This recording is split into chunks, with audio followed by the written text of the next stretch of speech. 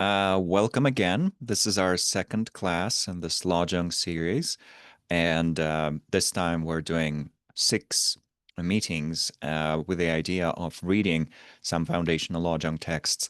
And even though we are probably unable to unpack the totality of Lojong teachings or any even of one Lojong teaching in this series, just because traditionally, the idea is that Lojong teachings, quite a few of them include the entire path to awakening. So that's not something that you can easily and fully squeeze into a few meetings. We hopefully would still be able to find some practical methods that would help us control and transform our mind. That's the basic idea. The purpose of these teachings is, yes, to train our mind on the path towards us fully uncovering our amazing potential. That's one aspect of it. But another aspect is that Lojong teachings are used to make us happier, to help us become more happy and less miserable right here and now. And we achieve that once again by bending our attitudes, by transforming our attitudes skillfully. And of course, in order to do that, we need two things. We need to know how to bend our attitudes, and we need to know what to bend them into, which states are particularly appropriate for different aspects of our life. Because if we bend our attitude into something that's harmful and negative and not at all helpful in terms of becoming happy, well, we're not going to end up being happy. But if we do identify a specific attitude, a specific mental state that is both realistic and capable of providing us with a greater degree of well-being, well, then that's something that we can use in order to feel better about our life, but also hopefully be of benefit to others. So that's kind of the overall idea. And one of the attitudes that we bend our mind into in these teachings and throughout the Buddhist tradition and now way beyond is the so-called loving kindness, sometimes also translated simply as love. But the definition of this state is an ability to wish for the happiness and for the causes of happiness for ourselves, for other sentient beings, and eventually for all sentient beings. This is a pro-social state that wants us and other sentient beings to be happy and to possess the causes of happiness. It's basically wishing well upon another, which is actually a definition that comes from the Christian tradition. So there's a lot of complementarity there in that most traditions have arrived at the idea that this state is important and beautiful and can probably bring something valuable to our life. And this is something that we now also know through modern science, in that there is an increasing amount of research papers published on the benefits of loving kindness practice. For now, on the very foundational level, with people practicing sometimes for a few days in some experiments, sometimes for a few weeks. But the material, the foundational material, is there, at least on that level. And something that I mention quite often these days, Daniel Goleman, whom many people know because of his work on emotional intelligence, even though his actual work goes way beyond just that theory itself or just that approach itself. Daniel Goleman recently mentioned in his Mind and Life podcast that there's now probably 1,000 research papers published every year, essentially on the benefits of meditation and on the effects that contemplative practices might have on our well-being on different levels. So some researchers focus on the epigenetic level, some focus on the neurophysiological aspects of it, some focus on our behavior, some focus on our feelings and emotions and so forth. But there's this incredibly rich research activity that's happening, quite a lot of it under the auspices of the Mind and Life Institute itself. So that's something to check out. The Mind and Life podcast, definitely recommended. Um, Hosted by the wonderful Wendy Hasenkamp. But suffice it to say, we now have enough evidence to believe that loving kindness might actually be a beneficial practice. But the point is, are we doing the practice, and how to do it correctly, how to do it skillfully, how to embed it into our life? These are the ideas that Lojong teachings help us with quite a lot. So that's something that we're going to practice right now as our introductory meditation for about 10 minutes. So please find a comfortable stationary position. Once again, for these practices, it's totally fine to just turn your camera off and retreat into your little personal bubble, or to keep your camera on and keep sharing your presence with others. Either way, you are doing something meaningful and wonderful. So, yeah, whatever feels right.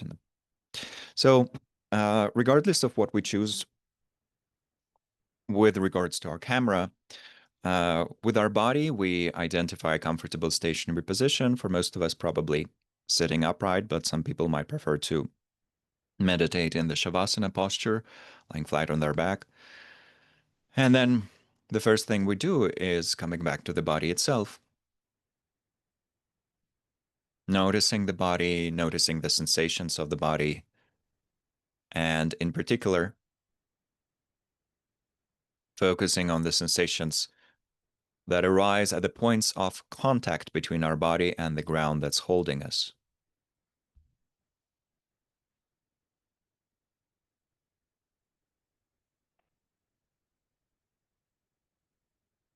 Keeping our attention there, noticing the firmness and the stability supporting us,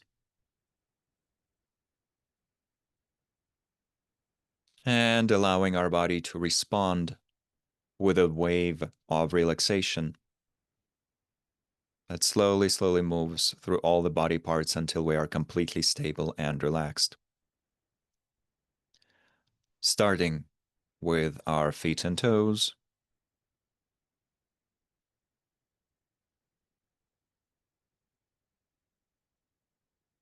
then connecting to our legs in general,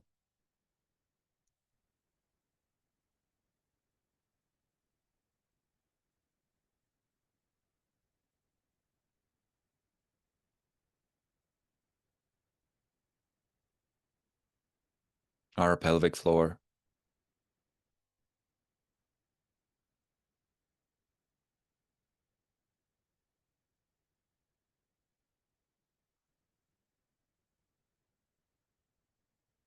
our torso,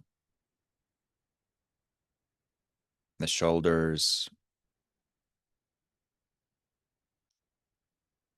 and then our upper arms, forearms, hands, and fingers,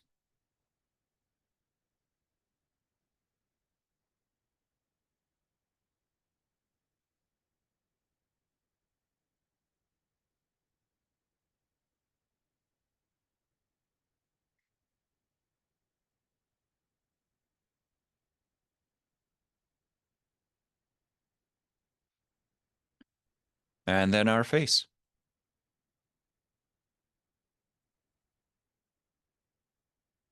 Spending some time with our entire body, with all of its sensations, and in particular with the sensations of breathing, which in this case we're not trying to control, to hold, to alter. It's just letting it flow naturally, but noticing the sensations accompanying the breath.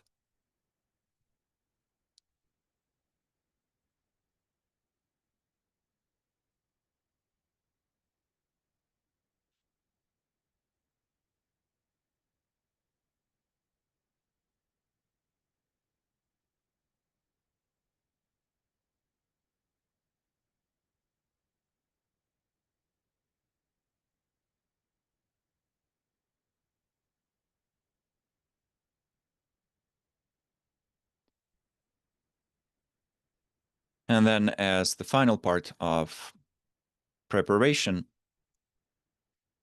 we settle our mind in a vast and profound motivation by recalling or thinking of our highest psychological or spiritual aspirations. What is my highest vision of what's possible for my mind and heart in terms of their evolution?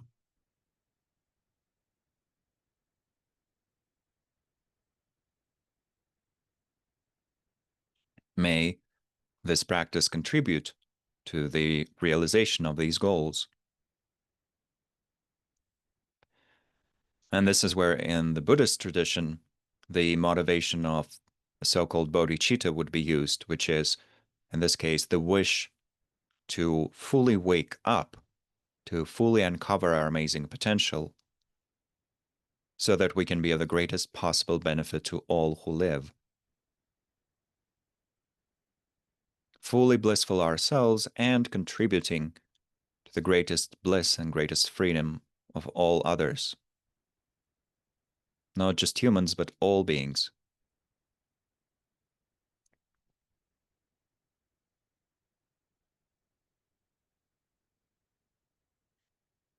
And then with that, to play with the practice of loving kindness itself for a little while, we come back to ourselves as a person sitting here, lying here, just present here, practicing, noticing ourselves, noticing the flow of our experiences, physical and mental, and recognizing that on a foundational level, we do want to be happy. We do want to experience sukha, or well-being, in its different aspects. We like pleasure, we like joy, we like a sense of ease.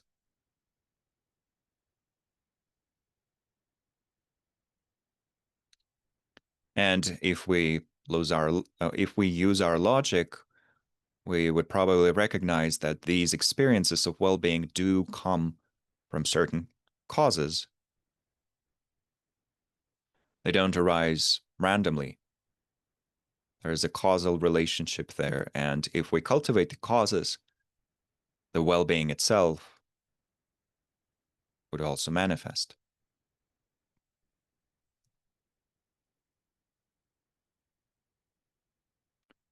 So, in order to program ourselves to move in the direction of well-being, but also to develop this beautiful, loving attitude towards ourselves and then eventually all sentient beings, we start generating loving kindness by simply sending ourselves a wish.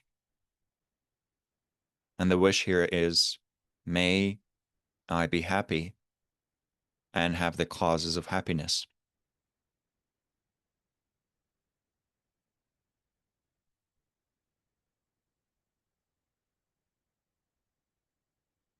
But the thing about this practice is that we are sending this wish continuously, meaning we can mentally use the phrase, we can mentally say these words, but then we rest in their meaning, in the meaning of this wish for a little while. And then once it starts fading away, that's when we repeat it. And then again, and then again. And through this repetition, interspersed with resting in the meaning of the wish, we generate the attitude of wishing for happiness. In this case, our own. May I be happy and have the causes of happiness.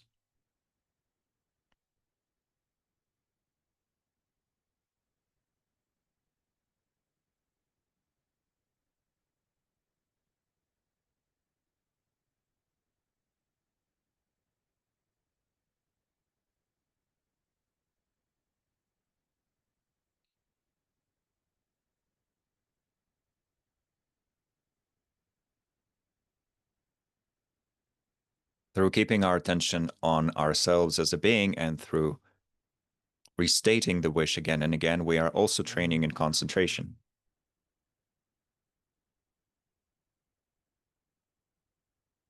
while bending our attitudes into that of loving kindness, for ourselves in this case.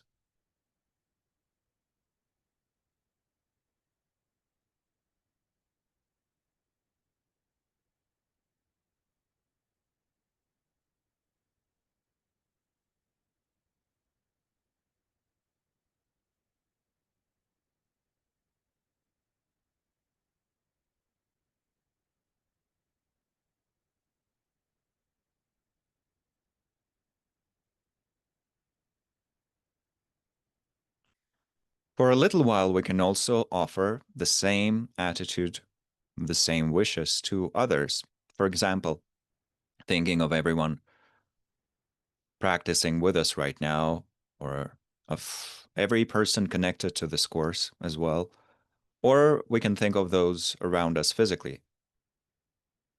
For example, all the beings in the same building or even in the same apartment, recognizing that each and every being there also wants to be happy and free.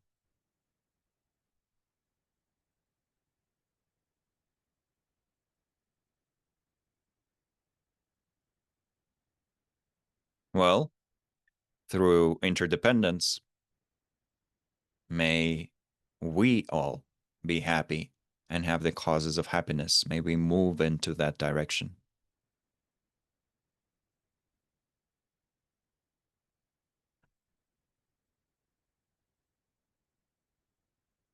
Again and again, offering the wish of may we be happy and have the causes of happiness.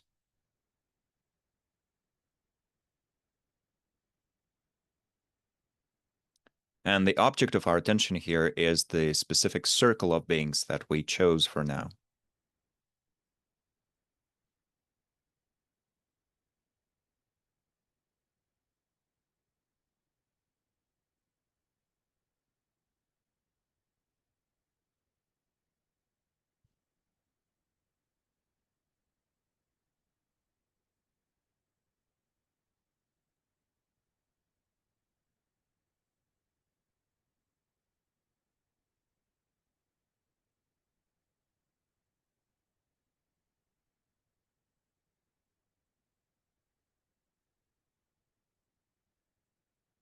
And then for a little while, just to plant those seeds and to prepare ourselves for eventually succeeding in this practice, offering the same aspiration, but now for all sentient beings,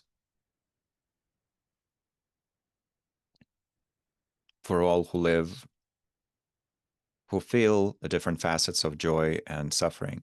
May all beings be happy and have the causes of happiness.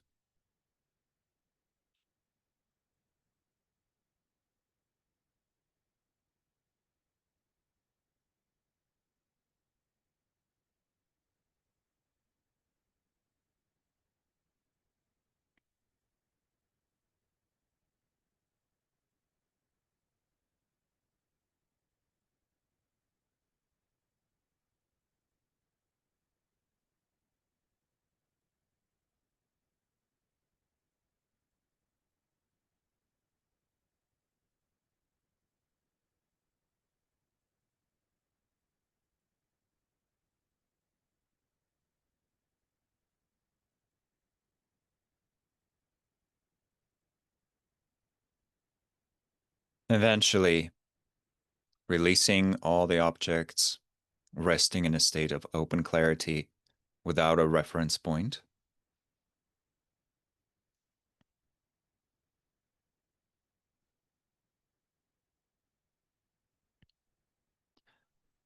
Then dedicating the energy of our meditation to the realization of our highest goals and aspirations, to the happiness and well-being for all who live. By thinking, may my practice, may the energy of this practice bring about this and that, and then we think of the actual aspirations that we have.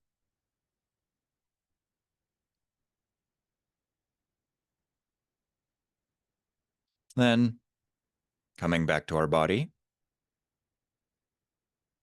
introducing a tiny bit of movement by rocking back and forth or reactivating our facial muscles, opening our eyes, moving our fingers. Slowly concluding the practice and coming back to the physical space around us.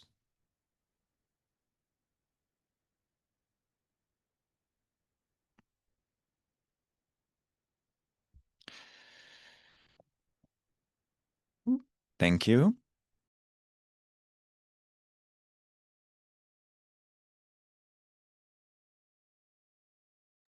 I feel like I'm a radio host with a giant microphone, but hopefully bringing some benefit in this case. So let's go back to the discussion of kind of the preliminary ideas that we were dealing with last time. We'll just do a tiny bit of revision, and then we'll go through some new ideas, and then we'll start reading our first actual Lojong text. which will immediately be very confusing, uh, probably. Uh, but some of the things that we discussed last time were these concepts of sukha and dukkha, happiness and suffering, in particular, as they are described, generally speaking, by the four Dharmic traditions that arose in ancient India, and in particular, or what we refer to as ancient India, and then in particular by Buddhism. Because for Buddhism, these concepts of sukha and dukkha are at the very heart of pretty much everything: philosophy, psychology, practice. They're all centered around our quest for well-being and our quest for the elimination of suffering.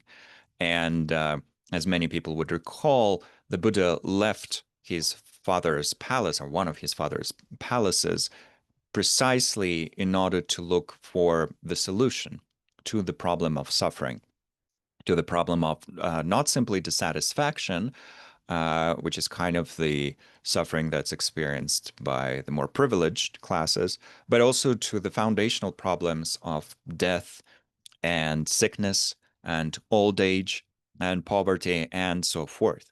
So for the Buddha, it was not simply about the emotional suffering of not knowing what to do with your life while you're living in a palace. He wanted to identify the causes of suffering in general and to see whether there is a way to eliminate those. And through experimentation, he arrived at a very specific conclusion, coming up with a methodology that he then offered to others so that others can then explore it, use it within their own working hypothesis, and then to see whether it would work for them as well. And Lojong teachings are a part of this lineage that came from the Buddha, the lineage of practice that came from the Buddha, where his foundational ideas essentially on the cultivation of ethics, concentration, and wisdom, his foundational ideas on the cultivation of wisdom and compassion were explored by the great practitioners of the first monastic universities that arose in our world, such universities as Nalanda, Vikramashila, and Odantapuri, the first universities, once again, uh, full stop, and also by the great uh, tantric practitioners of the past. So Lojong teachings and pretty much all the other teachings that we now have in the Indo-Tibetan tradition in particular come from these two powerful sets of beings. There's two powerful groups.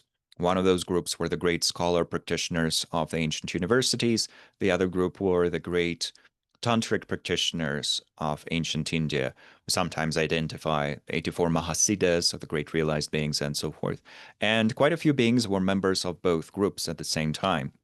They were both scholars, practitioners, and those who used advanced esoteric methods of Tantra in order to transform their minds. So their legacy eventually came to Tibet. And as we discussed last time, one of the people who brought this legacy to Tibet was the great master Atisha. And Atisha, being kind of an heir to both the tantric teachings and the more exoteric sutric teachings, as we call them, was particularly in a position to synthesize some of the most quintessential points for the benefit of initially Tibetans, because he was dealing with Tibetans upon coming to Tibet, and he saw that they got a little bit confused with regards to how to practice the Dharma without creating unnecessary contradictions between the different aspects of the teachings. So in order to help them, he created two genres. One of those is known as Lamrim, or the stages of the path, which kind of presents the entirety of teachings in a sequential manner as sort of a course that you take on your path towards awakening. And the other genre, which was more secret in nature initially, and now it's all over the place, obviously, is the genre of Lojong. The reason for why this genre of Lojong was initially more um, of a secret than the genre of Lamrim was that some of the ideas presented in Lojong teachings are quite radical or quite extreme in a way when we think of them from the point of view of the sort of materialistic or hedonistic society, in a way we could say, in that these teachings really challenge our assumptions about the causes of sustainable happiness, and they invite us to do some very advanced types of mental bending, mind bending, attitude bending straight away. Lamrim does take you, the stages of the path teaching does take you through the same stages, but it does so in a much more gradual manner. It does so in a much more slow manner, and through following this slower approach, you would eventually arrive at the same things, but you would take a lot of time doing that. Lojong takes you straight to the heart of things. It is sometimes even said that in Lojong, there are no kind of stages per se. You just work with the most quintessential problems straight away. And through working with them, you eventually eliminate the causes of suffering, you cultivate the causes of happiness. Boom, there you go. But the presentation, therefore, is much more radical in nature, which is something that some people appreciate. The reason for why Lojong teachings became so popular in the West, amongst other places, when Tibetan Buddhism started spreading across the world after the occupation of Tibet in 1959, one of the reasons for why Lojong teachings in particular became kind of one of the biggest things that people study and practice is that it's very no nonsense in its approach. It challenges our mental limitations in a very direct manner, but it also offers us solutions to cultivate happiness, approaches and ideas and practices that can lead us straight away to the main point. And at the same time, Lojong is not beyond our scope as beginners.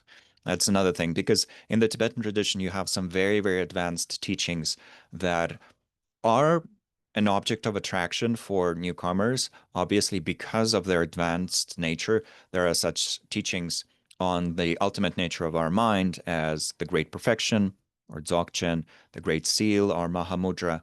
And these are the teachings that were used by many, many great masters of Tibet and before that India in order to get enlightened very quickly. So when we hear that there are these very fancy approaches that can lead us to the ultimate goal very fast, this thing kicks in for some of us of wanting the best thing, most powerful thing, the shiniest object straight away.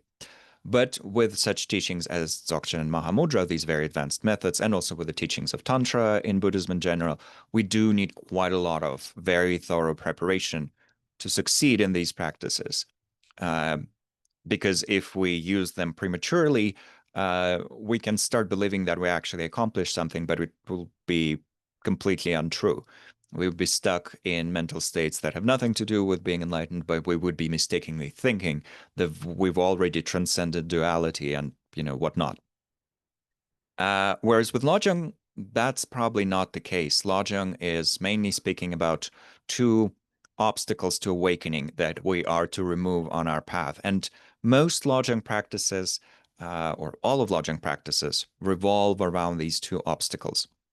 So, as it says here, while other types of different Buddhist teachings can enumerate many different levels of obstacles preventing us from experiencing awakening, or uncovering our nature, which, according to the Buddhist working hypothesis, is already luminous, radiant, pure, replete with all the amazing qualities. So, while other types of teachings say that there are many obstacles, work with them gradually, remove them in, stages, remove this one and then the next one and then the next one. Lojong teachings put full emphasis on two primary things.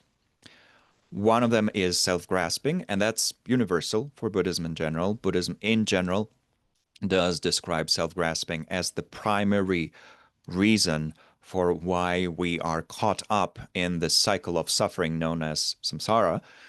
And self-grasping is our incorrect perception of reality combined with our grasping at the incorrect perception of reality. So we misperceive, we misinterpret the nature of our own self, the nature of phenomena, the nature of our own mind. These are the three main categories. And not only do we misinterpret it all, we believe in a very, very unflexible manner that our misinterpretation is correct. We, for example, believe instinctively, but also sometimes through studying philosophy as well, so that there are these two types of ignorance, inborn and learned. We believe that our self is fixed, that we can't change, that it's stuck the way it is, that there's no flexibility to it. And then we believe that it exists independently, or we believe that it actually exists as something beyond a mere label. So there are all these different types of misinterpretation that we gradually have to unpack and explore through wisdom practices in particular, or insight practices known in Buddhism as vipassana or vipassana.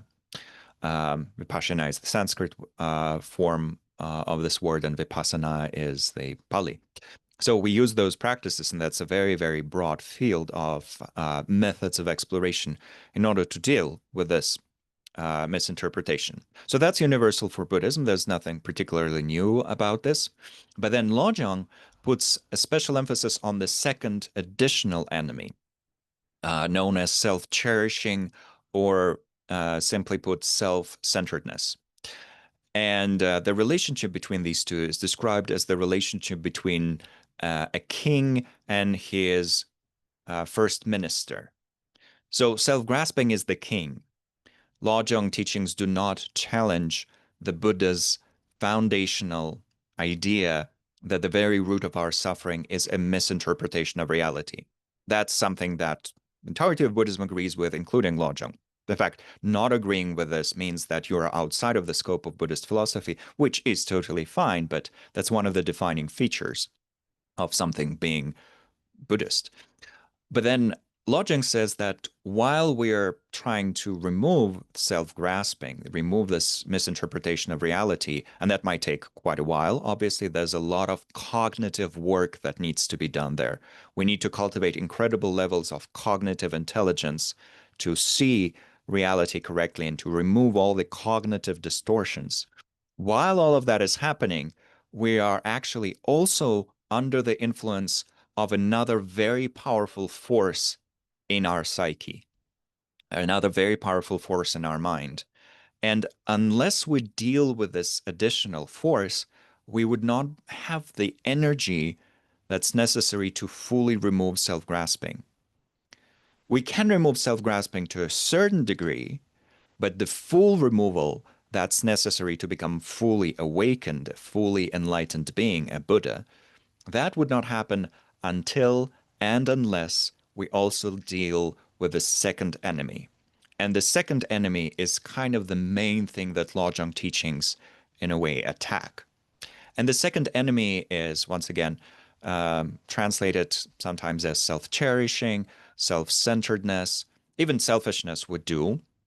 But this is where we need to define it very, very precisely, because of course, in our cultures and maybe just in the format of our personal life, if your childhood was anything like mine, you were probably accused of being selfish by your parents on occasion, if not every day. It's like, oh, you're being selfish. Your younger brother wants that. We do hear these words, selfishness, self-centeredness, a lot. But sometimes we hear those words when we're just, for example, establishing a healthy boundary in a relationship with someone, or we're just saying, hey, well, that's not really good for me. I'm completely burnt out, so I'm gonna take a moment to rest, maybe, instead of just destroying my health completely in this job. So there's a lot of references to selfishness in our culture, but not all of them necessarily coincide with what's meant here. But what's meant here is this foundational inborn belief that's deep within us that our happiness is more important than that of others, right? Just we, on a foundational level, on some level, instinctively, habitually feel and believe, even though we don't admit it quite that often, that we are the center of the universe. and that our happiness is naturally more important than that of others. And there's a story from the Christian tradition that illustrates this. This is particularly from the life of Saint Therese of Lisieux, the Little Flower, a very popular Catholic saint of the early 20th century. Um, and she identified this very state when she was a little girl or relatively young, um, because on one occasion she was given two sugar rings, which I guess were a dessert that children liked back in the days, beginning of the 20th century. Didn't have Snickers bars, so you had sugar rings. And so she was carrying those sugar rings back home with the idea of sharing, giving one to her sister. And then she accidentally dropped the sugar ring, one of the two sugar rings. And then immediately the thought came, oh, my poor sister, now she doesn't have a sugar ring. And then she caught herself and she asked, basically, well, why do I assume that the dropped ring was my sister's ring and not mine? Why do I assume that the remaining ring has to be mine? And that's exactly what self-cherishing is doing. That's a perfect illustration of its activity in our mind.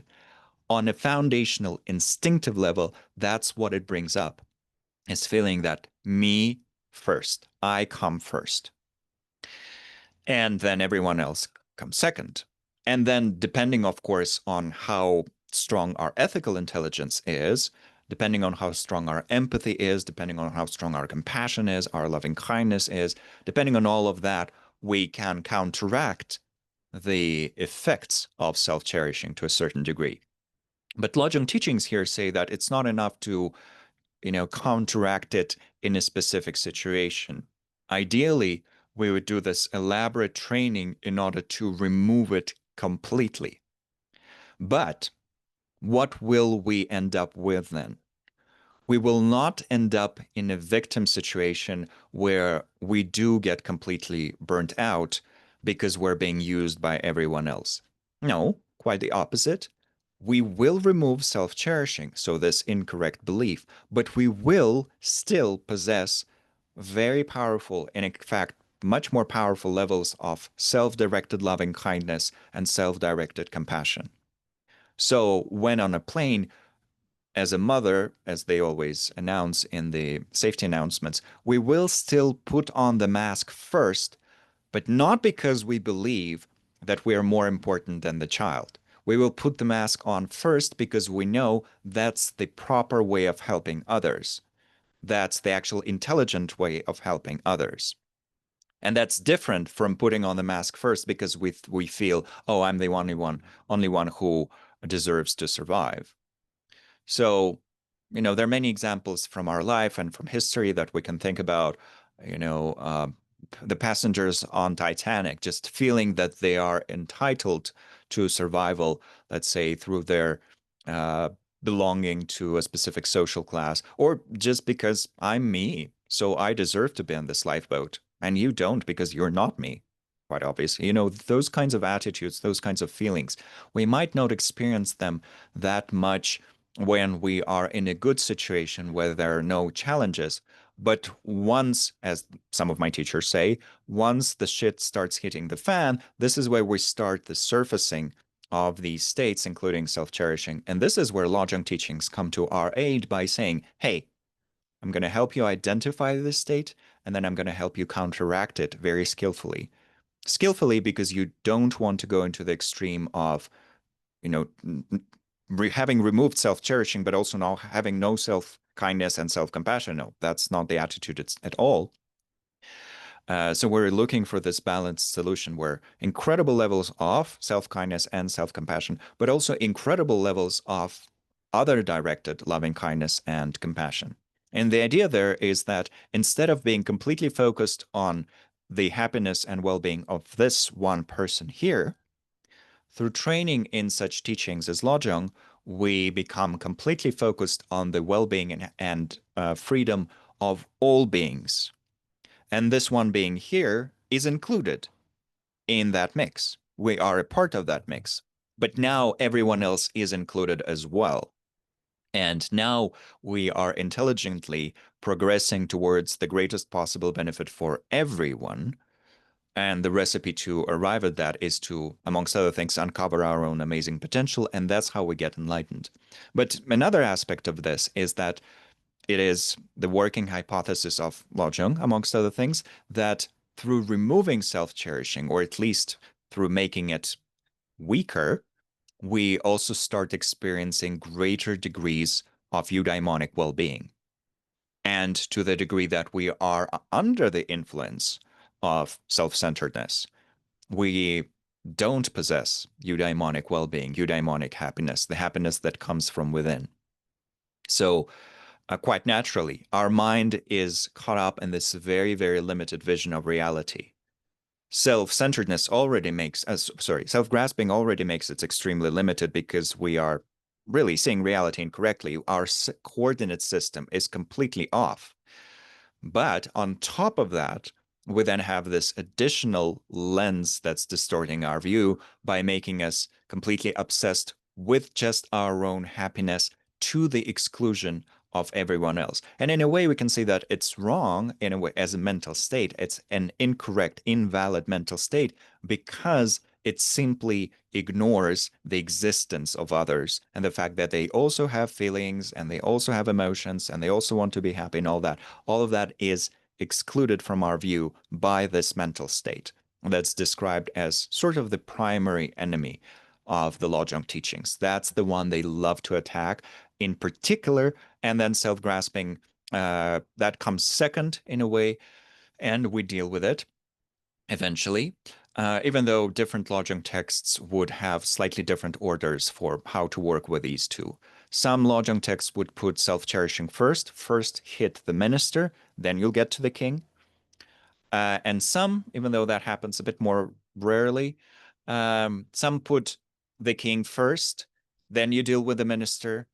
And sometimes you start with the king, you hit him a little bit, then you hit the minister, and then you come back to the king. So there's an alternation. Obviously, it will take us quite some time to fully remove both, but that's the general idea, to work with these two. So that's kind of the basic thing that Lojong teachings, in particular those coming from Atisha, help us deal with. But the one we're going to, and another note to perhaps mention here is that the opposite of self-grasping is wisdom. That's why Buddhists cultivate wisdom. And wisdom here refers to all the different types of correct understanding, but in particular, the correct understanding of the nature of things, the nature of the self, the nature of the mind, the nature of all perceived phenomena, basically everything that we experience. How does it really exist? So working with that is the cultivation of wisdom. Cognitive intelligence, in a way, we could say also, depending on which aspect we're dealing with, other modern terms are sometimes applied. Philosophical intelligence, existential intelligence, yada, yada, yada. There are many, many of those concepts coming up these days to help us use some more modern words, essentially, for what Buddhists have historically referred to as wisdom or correct seeing. And then self-cherishing is counteracted by the wing of compassion, essentially by everything that's included in this general category of compassion and love and kindness and altruism. So previously I mentioned this concept of bodhicitta, and that's literally translated as the mind of awakening, or the mind that is in the process of awakening, or the enlightened attitude, or the attitude of enlightenment. So citta means mind, and bodhi means awakening. And so bodhicitta is the mind of awakening. But it has two forms in particular, the relative and the ultimate. The relative form is our unshakable resolve to become enlightened for the benefit of all sentient beings. So on the basis of compassion, we aspire to fully uncover wisdom. That's what commonly known as bodhicitta. Most times when the term bodhicitta is mentioned, it refers to this extremely powerful wish, which is the heart element, the most quintessential element of the great vehicle practice in Buddhism, the Mahayana practice in Buddhism, the practice that's supposed to deliver us at the state of a fully awakened Buddha. So it starts with this foundational aspiration: I will become awakened for the benefit of all. So obviously that includes compassion and love, right? Because we are motivated by them. So that's the relative or conventional bodhicitta. And then you also have the so-called ultimate bodhicitta, ultimate in that that's the one that's really removing all the problems, and that is wisdom, wisdom that correctly knows the nature of things. So Lojong teachings are in a way also all about cultivating the two bodhicittas, because through cultivating the relative one, you remove self-cherishing, and through cultivating the ultimate one, you remove self-grasping. And then, boom, you've dealt with both your enemies, and you're extremely blissful and happy, and you're also bringing happiness and freedom from suffering to all who live, step by step, gradually and skillfully guiding them towards their own ultimate happiness. So that's kind of the general idea there. So on this path, uh, in particular, Lojong teachings include a lot of instructions on loving kindness and compassion. We just meditated on loving kindness, although in a very, very preliminary manner. But of course, in order to fully practice Lojong eventually, we would have to fully master these practices related to loving kindness and compassion. We've done quite a few events on those with Sangye Yoga School, actually, in the past, some seminars. And next time, I'll share a resource page for kind of this course that we're doing together. And that page will include the links to our previous events with Sangye Yoga School, including events on Lojong and on the cultivation of the four immeasurables. So for those of you who feel, I do want to study these practices in greater depth, all of it will be available there as well. But for now, we'll move on to kind of the first Lojong text that will present us with the overall flow of these practices. And even though I've talked about Atisha's teachings at length by this point, and said that, yes, quite a few important Lojong texts passed through Atisha or were created by Atisha and then written down by the later generations of his followers. The first Lojong text that we're going to read is actually not from Atisha's lineage. It is from a different Tibetan tradition, even though there is a complete complementarity between Atisha's approach to Lojong and this particular text. So this particular text I chose as our first one because it actually presents the entire Buddhist path. And if we see that first, we will then see how the same thing can be incorporated in other teachings and other texts. So first we'll see this linear step-by-step presentation in just 4 lines, very straightforward, even though that also means it's extremely rich because each line contains multiple practices. But very straightforward. It takes you from, kindergarten all the way up to university, your master's degree in a way. So that's kind of how this text unpacks it. And then we'll see that for some authors, the order can be somewhat reversed depending on what is it that they're specifically focusing on. But this text presents us in a gradual manner, in very straightforward way. And this text is a part of the great collection of Lojongs, known as Lojong Gyatso in Tibetan. This collection itself has been translated into English and published by Thupten Jinpa, who's one of the biggest translators of the Tibetan tradition, who's been a primary translator for His Holiness the Dalai Lama for many years and during his teachings in the West. And this collection was published as the book under the name of Mind Training in the series known as the Library of Tibetan Classics. So that book, even though I don't recommend rushing towards it to read it right now, is a collection, is a major Tibetan collection of different mind training texts, very simple in a way. And if you start reading those texts without having commentaries to them, that can get very confusing very fast, which is why I do recommend waiting a little bit and starting with the other books that I posted in the chat, because they actually unpack these concepts in a manner that's approachable and understandable for kind of a person of modern persuasion, let's say. And then eventually, when you do have the vocabulary, reading this collection can be extremely inspiring. So in this collection, There is the root text for the parting of the four clingings, the one that we're looking at today. And there are also multiple commentaries to it, but they're all quite short, relatively speaking, and they were all crafted by the heirs of the master who received this initial teaching. And so how did this initial four-line teaching come about?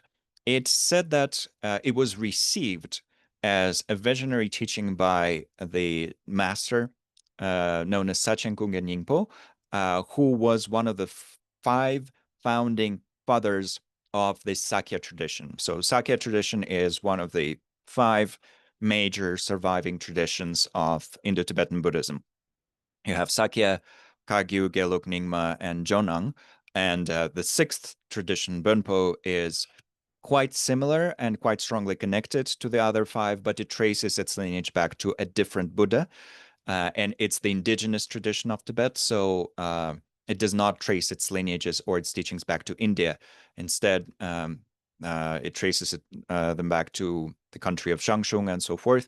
So that one is kind of both very strongly connected to the others and independent, whereas the first five all trace their lineage back to the historical Buddha and to the masters of the great universities and to the Tantric Mahasiddhas. So one of those five traditions is the tradition of Sakya, replete with wisdom, knowledge, incredible teachings, and so forth. This is one of the quintessential teachings of that tradition. So Sachen Kungen Rinpo is counted as the first of the five founding fathers of it. And he received this teaching when he was in retreat, in a 6-month retreat at the age of 12. So for 6 months at the age of 12, he was meditating on the Buddha of wisdom, Manjushri, or the Bodhisattva of wisdom, Manjushri, in order to strengthen his own wisdom so as to be of benefit to all sentient beings.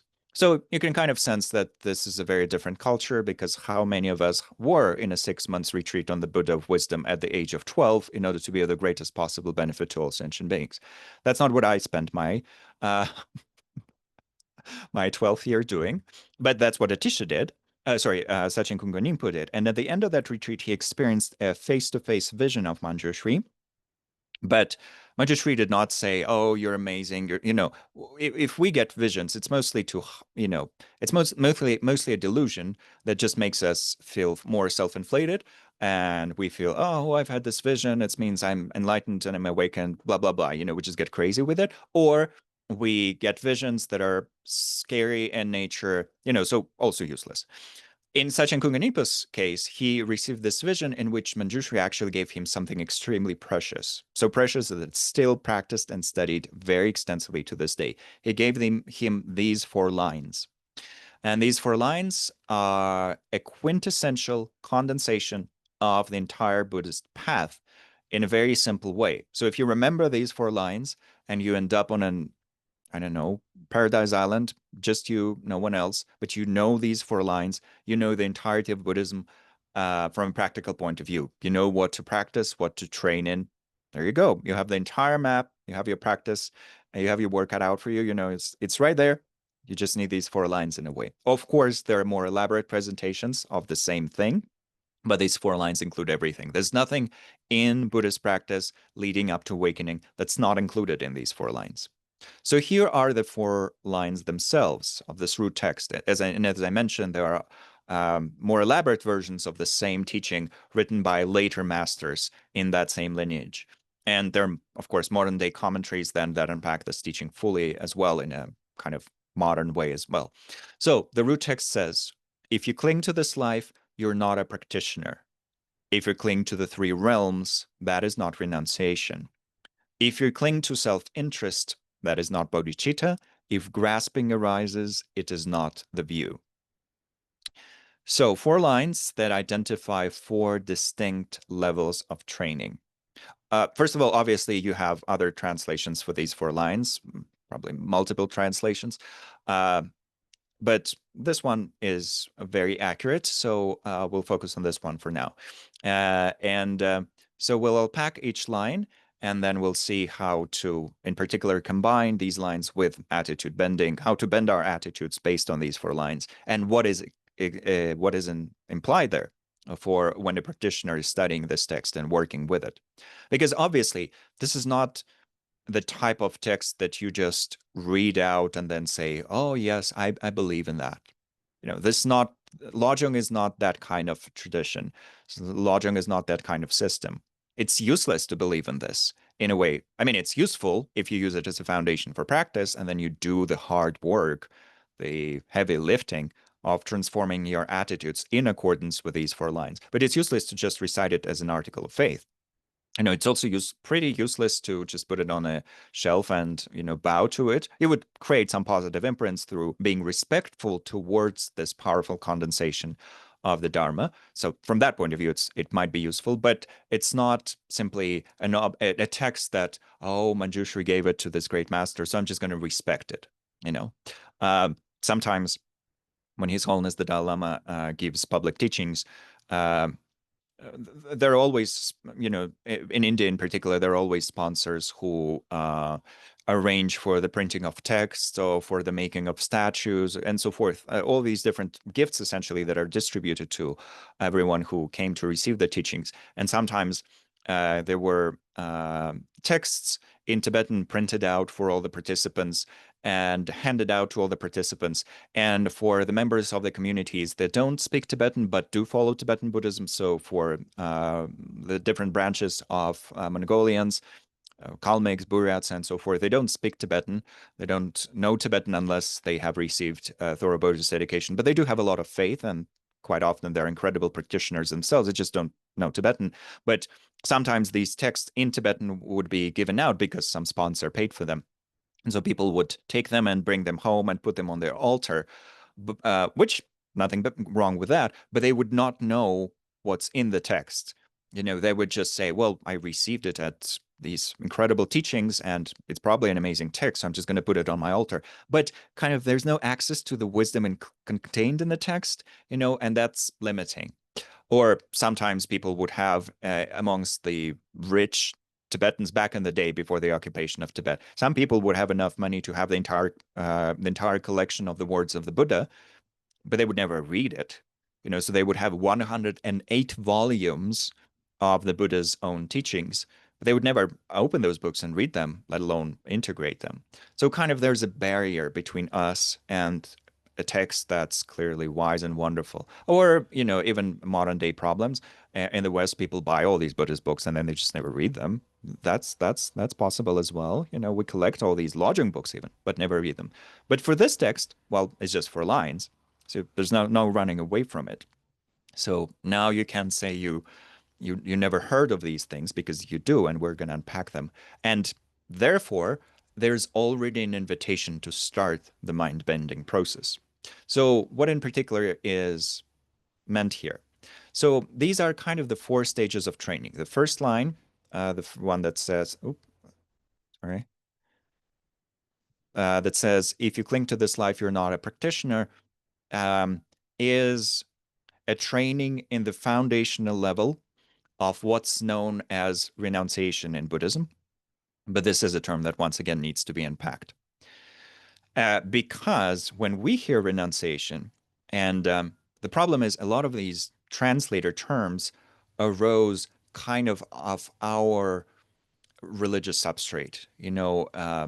Buddhists do in modern day translation still use words like prayer, altar, blessing, and renunciation. And these are terms from sort of the Christian tradition, or at least from the Western blend of philosophy and religion, which included the legacy of the Greeks, the legacy of the Romans, the legacy of the Judeo-Christian civilization. So from that point of view, these terms are profoundly alien to the Buddhist terms.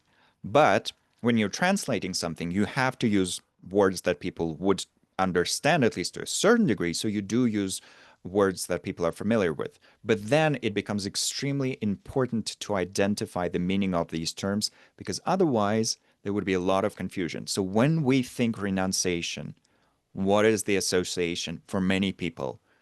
Becoming a monk, going off into a cave, no longer having sex, no longer having chocolate, turning off your YouTube music channels, not attending the concerts of your favorite performers, essentially removing all the hedonic pleasures and maybe even becoming sort of prudish about it all.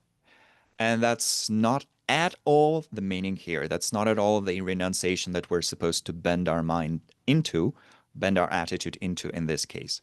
Here, renunciation literally means a profound type of self compassion and a powerful type of self kindness that wants us to go beyond our limited vision of happiness and freedom. So it's a wise state endowed also with self-compassion towards us and self-kindness towards us that tells us basically, hey, you need to grow beyond your childhood toys.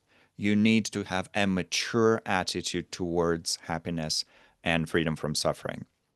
Because if you keep investing all your time and all your energy into simply the outer objects, the hedonic objects, that would never bring you a lasting sense of satisfaction.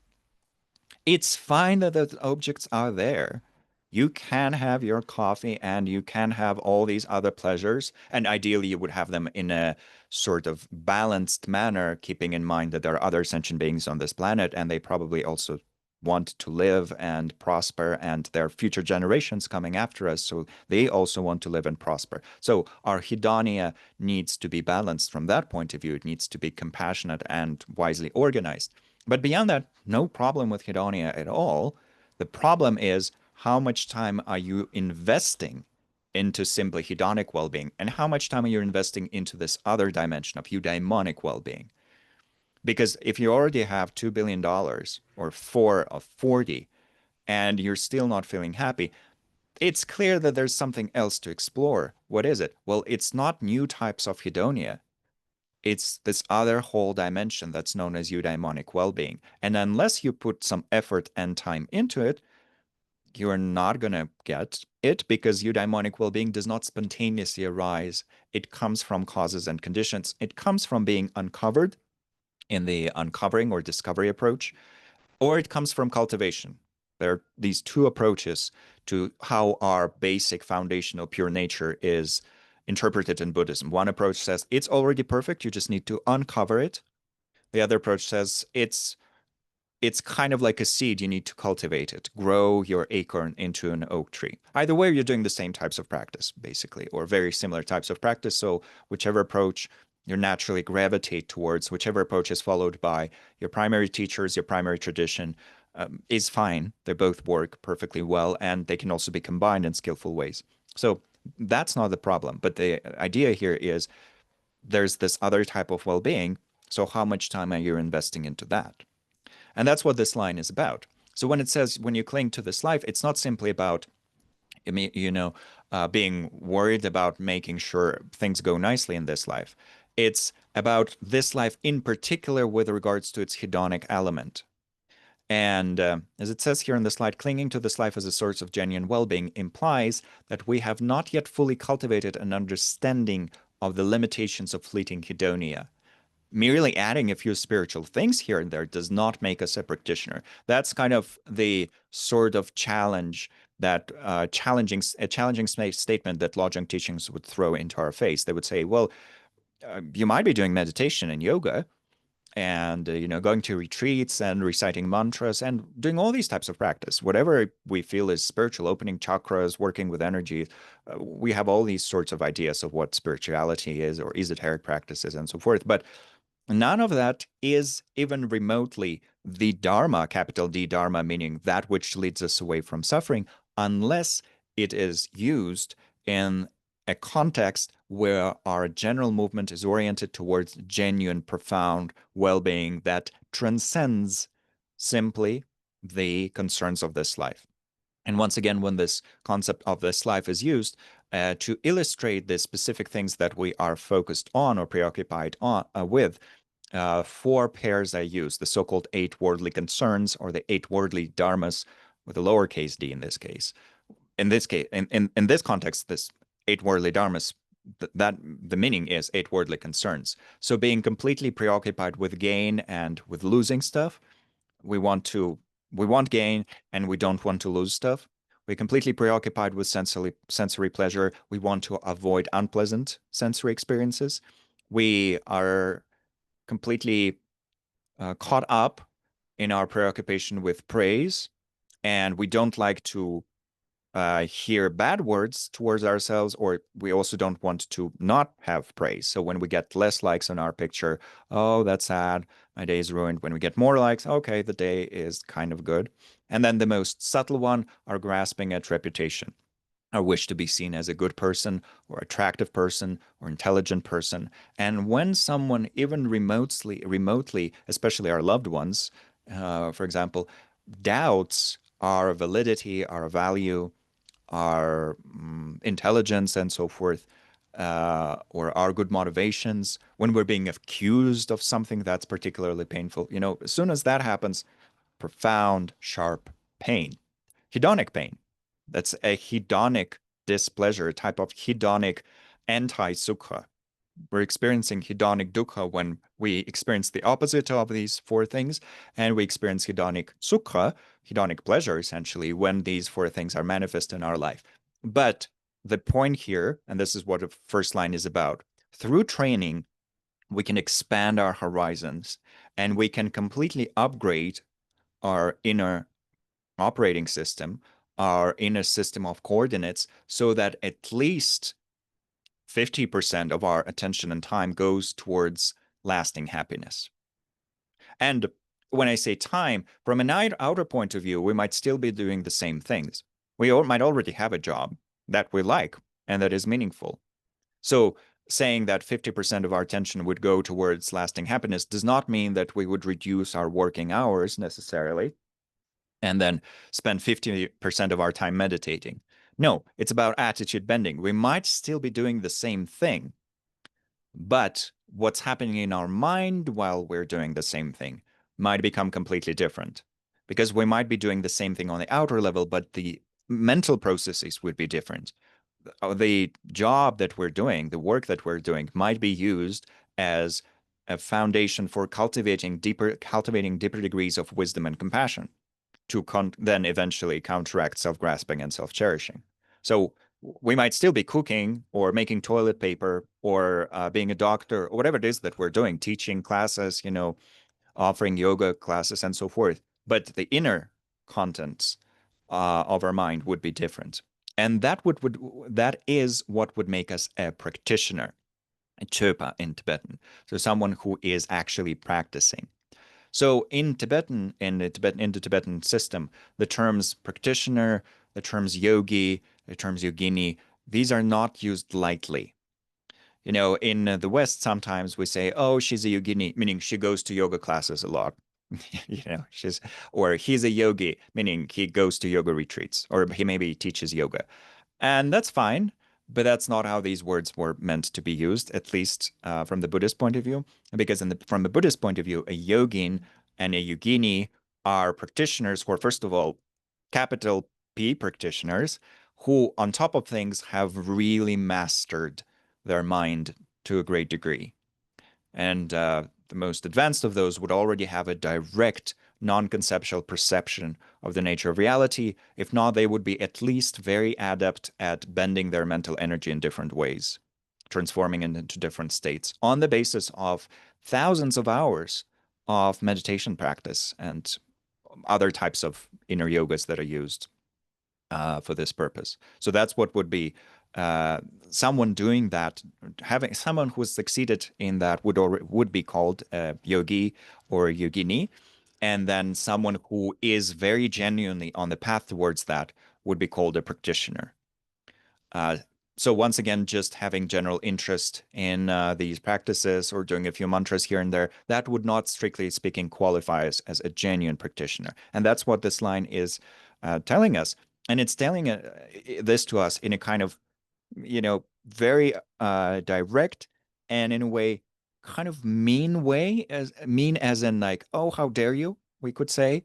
So, it's as if you're coming face to face with your teacher. If you already have a genuine relationship with an actual teacher, capital T teacher, you're coming in face to face with them, and they just take a look at you and they say, "Well, when are you going to become a practitioner?"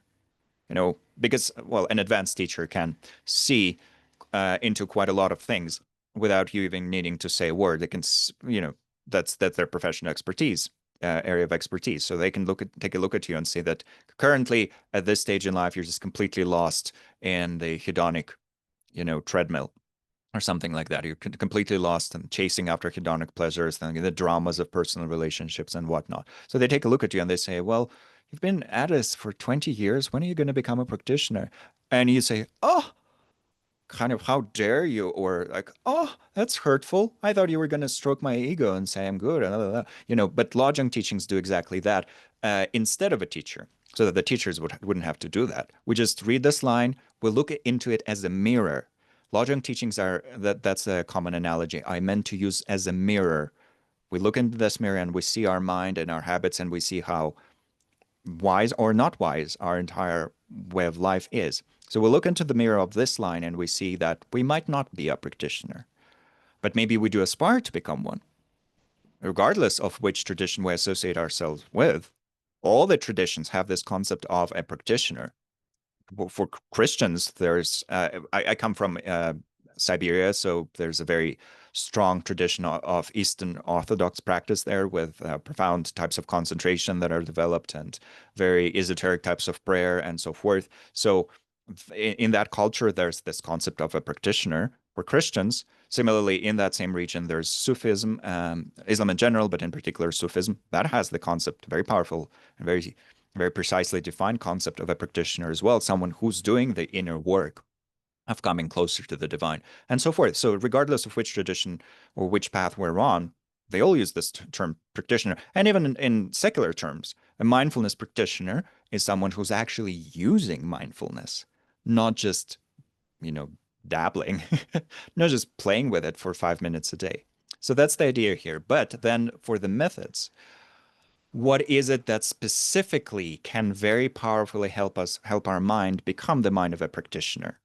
So in the commentaries to this 4-line text, the two practices, there are many practices that are actually included under this general heading, such as the contemplation of karma, the contemplation of the different types of rebirth that we might end up in after this life, and so forth. All of those are important. But the one practice or two practices are seen as particularly important. And the idea there is that we would not simply hear about these practices, but we would do them repeatedly for dozens of hours, eventually even hundreds or thousands of hours if we wish, until our mind is bent into these upgraded attitudes. And these two practices both belong to the classification known as the four mental revolutions, or the four mind changings, meaning that these practices, four practices, and the two mentioned on the slide are included in the list of four, if used powerfully, can completely change our view of reality and our list of priorities. So the first one of these is the contemplation of the preciousness of our life. And here, this refers to our life in particular. Not just everyone's life, not every being's life. There is the concept of every being cherishing their life and it being precious and it's meant to be respected. That's all absolutely valid, but that's not what is meant here. What is meant here is that my life in particular right now, this very life that I have right now, probably not for long, at best a few more decades. The best case scenario, will live for a few more decades. Who knows? But I might die tomorrow or today in the middle of this class. Those things happen. Would be pretty funny. Cat would be in a difficult position if it's just my corpse sitting here. I was like, oh, okay, guys, I'll see you next week, and then she has to end the class. But those things happen. People die in the middle of a retreat or in the middle of a Buddhist class. So not for long do I have this opportunity, but for now, I do have this incredible, precious chance to cultivate basically genuine well-being, eudaimonic well-being, and the qualities that are the causes of eudaimonic well-being. For now, in my unique combination of causes and conditions, I have a chance to cultivate wisdom, compassion, concentration, ethics, all of these different facets of eudaimonic well-being. And this doesn't even need to, well, this is obviously is from the Buddhist tradition, but you have similar lists of qualities across all the other traditions and in secular terms as well. I always mention this. Greater Good Science Center of University of California in Berkeley. They do amazing work with just the science of well-being. And on their website, they have this list of basically wonderful human qualities that have all been proven to contribute to our genuine well-being. So right now we have this amazing opportunity to cultivate that. And that's what is meant by the precious human rebirth. In general terms, we have this amazing opportunity to cultivate the best human qualities. But from a Buddhist point of view, in particular, we can use this as a springboard for liberation and awakening so that we don't end up in more samsaric situations in the future. But at least we have a springboard for getting another good rebirth. That's for Buddhists very important as well. And the worst thing would be to not appreciate this unique opportunity that we have right now, and therefore to lose it, to just not make good use of it. But what is meant here in practical terms? It's not simply something that you hear from, let's say, a teacher.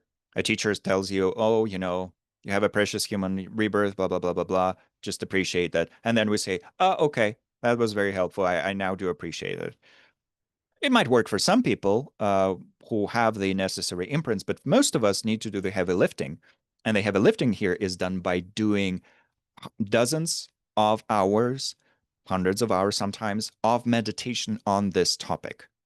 And we do it by using the so-called analytical meditation, in which we go through a sequence of different considerations, different contemplations, in order to arrive at a living, powerful sense that, yes, this precious human rebirth is precious. And then we rest in that using our concentration. When it fades away, we repeat the contemplations, we arrive at the feeling again, and when we rest in it using our concentration. That's how the combination of analytical and stabilizing meditation is used in Buddhism. So we contemplate and then we concentrate. We contemplate and then we concentrate. And through that, this is very similar in some ways to cognitive behavioral training. Through that, our perception slowly starts shifting, our mental patterns get upgraded. And that's a perfect example of mind bending. You bend your mind, you bend your attitude into seeing your current life as precious from one particular point of view. It gives you the chance to cultivate wisdom and compassion and to reap all the benefits that wisdom and compassion can bring. So from that point of view, it's precious. It's not saying that it's more precious, once again, with regards to lifeboats on Titanic or anything like that. It's just for you. You have a unique chance. Don't lose that. So that's a practice of mind bending, and you would be doing a guided meditation. Well, not a guided meditation. You would be doing a self-guided meditation on that historically, but now we also have guided meditations on these sort of topics offered to us, obviously, as additional helpful resources. So that would be one of the practices that we do in this case. And then the other practice that's mentioned here is that of impermanence, the contemplation of impermanence. So in general, Buddhism places a great emphasis on impermanence meditations because obviously, that's another aspect of the nature of reality. It's said in a very important list of Buddhist ideas that all conditioned phenomena are impermanent. That's actually one of the defining features of the Buddhist view as well, to acknowledge that everything that is conditioned, and that means all the things that come from causes and conditions, including our body, our mind, everything around us, everything in the material realm, pretty much almost everything. All of these things, through the nature of being conditioned, are impermanent. They change moment by moment, and eventually they will collapse. Everything all the way up to everything, all the way up to the material universe itself. From a Buddhist point of view, material universes, and there are many of those kind of coexisting simultaneously. Every material universe will eventually collapse and then unfold again and then collapse again and so forth. So even that will collapse, let alone everything on this beautiful little planet, our sun, the mountains, the oceans, all of it is impermanent. And in particular, our very own body and mind. So in this case, in these Lojong teachings, this contemplation of impermanence can include a meditation on the general impermanence of stuff around us, and that's very helpful. We can also meditate on the impermanence, on the subtle impermanence of our own body, how it's changing moment by moment. We can meditate on the subtle impermanence of our own mind, how our mind is changing moment by moment. That's very helpful for seeing how mind is malleable and for letting go of the wrong feeling that, oh no, my mind is fixed, my depression is fixed, my sadness is fixed, there's nothing I can do. No, it changes every moment. There's a tiny, tiny bits of change that are occurring. And if we observe that very closely, we can actually use it as a basis for incredible optimism. So there are those meditations in general when impermanence is mentioned. But here in particular, a very specific type of impermanence meditation is used. Usually it's done after we've done some contemplation of the preciousness of our life, but for our purposes, we can do it straight away as our practice for the week as well. And the practice that's meant here is contemplating our own mortality. Now, that's morbid, some people would say. Why would I want to meditate on the fact that I will die? Well, from a Buddhist point of view, because you will die, and what you do with your life before that really matters. It matters to others because you have an incredible opportunity to contribute to their happiness and to their freedom instead of contributing to their suffering. So that's important. But it also matters to us because, well, even if I have 3 more hours to live, wouldn't I want to live them happily and in a state of eudaimonic lightness, ease, well-being? And also, of course, from a Buddhist point of view, what we do before we die and also in the process of dying affects our future rebirth. So that's a part of the Buddhist working hypothesis.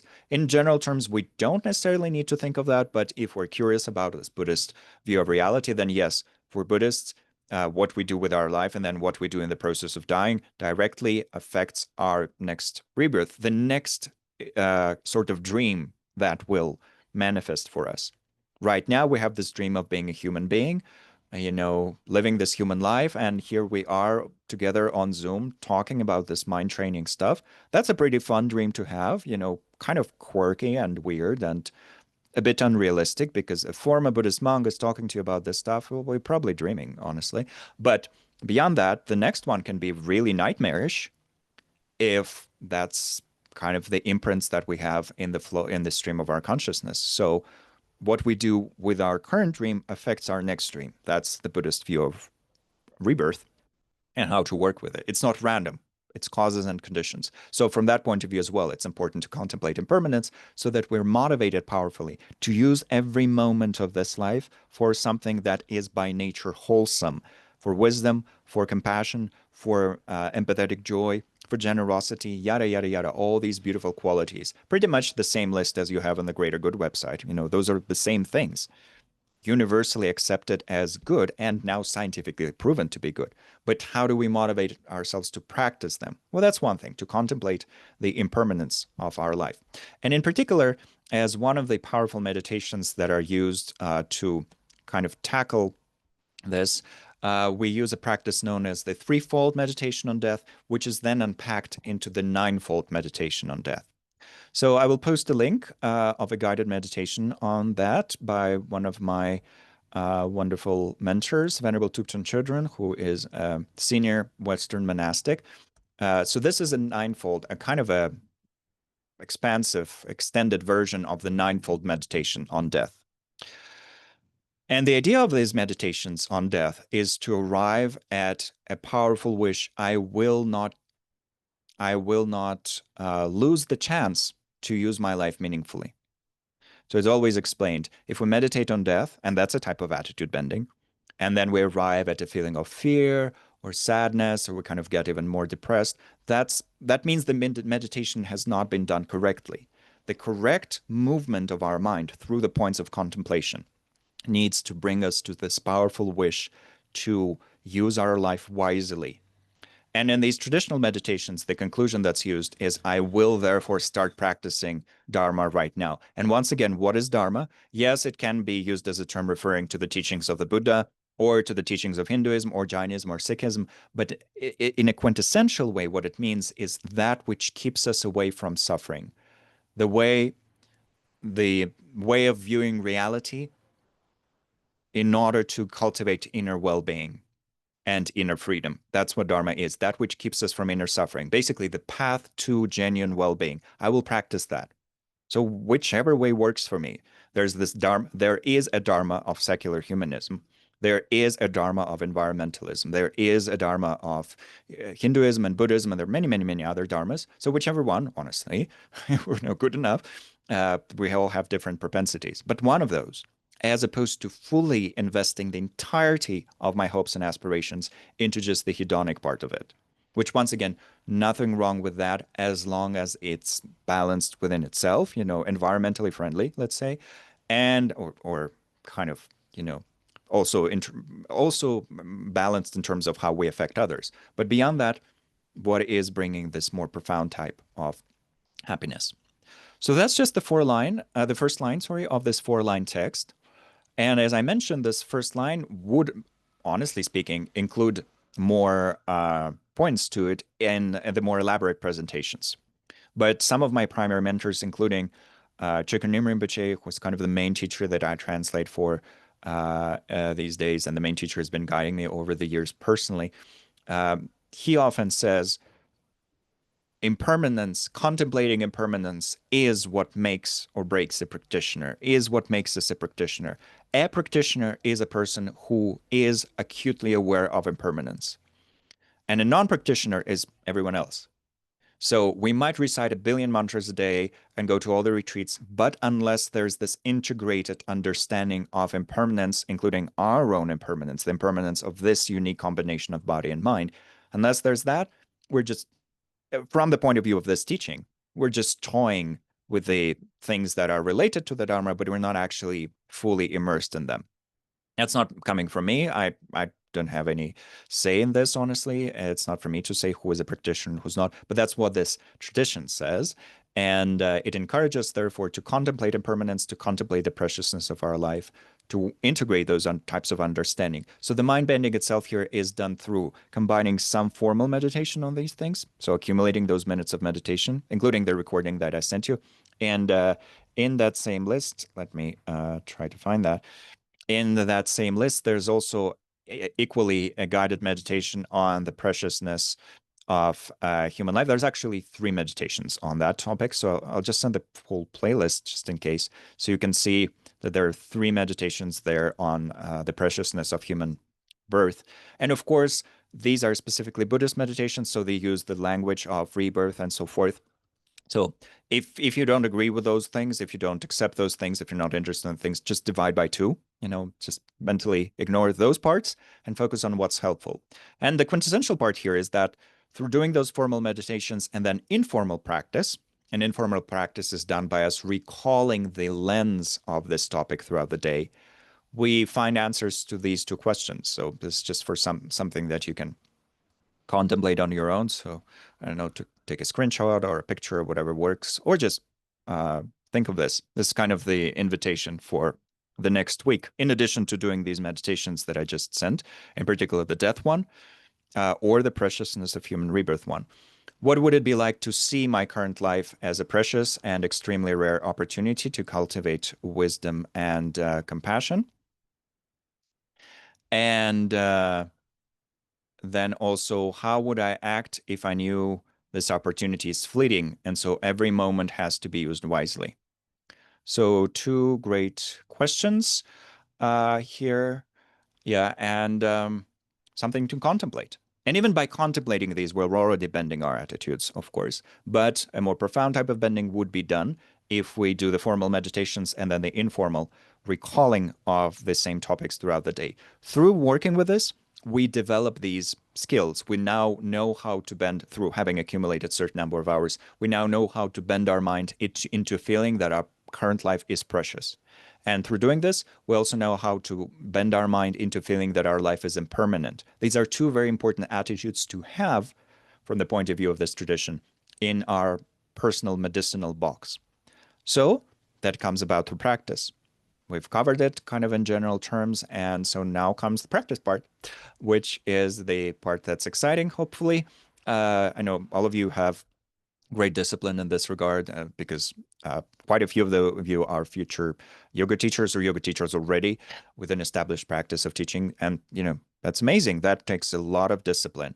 So it shouldn't be that difficult to play with these practices to see how they work. In the same way that we're playing with our body and our breath in the more foundational types of training. So, yeah, that's something that we can stop with today. And then in the next class, we'll cover the remaining 3 lines, and then we'll jump onto the next text, which will in particular start attacking our self-cherishing in different ways, helping us to see how this first minister can be diminished and then fully removed so that we then arrive at the battle against the king. And we will see many, many different meditation techniques while we're doing that. So once again, to repeat what I am suggesting, if you want to do these practices of meditating on death, please play with this one. If you're feeling kind of vulnerable and already slightly sad and so forth, and you feel like, oh no, I'm kind of too fragile right now to think of death, you can instead do the precious human rebirth practices. And if neither feels even in remotely inviting for you, you can just do some more loving kindness practice from last week. That's valid as well. So there's some flexibility there, but the main one, kind of the most straightforward one that hits us right on the nose, is the one on death. And you can then do loving kindness after meditating on that, kind of to make yourself feel more energized in a positive way. So whatever works, and I'll see you all next week. Thank you so much for being here. Yeah, I'll send just in case I'll send these links to Kat. So if you didn't grab them now, hopefully there will be a chance to email her and ask her about these as well. So see you all next week. Thank you so much for being here, and yeah, wishing you a beautiful, beautiful week.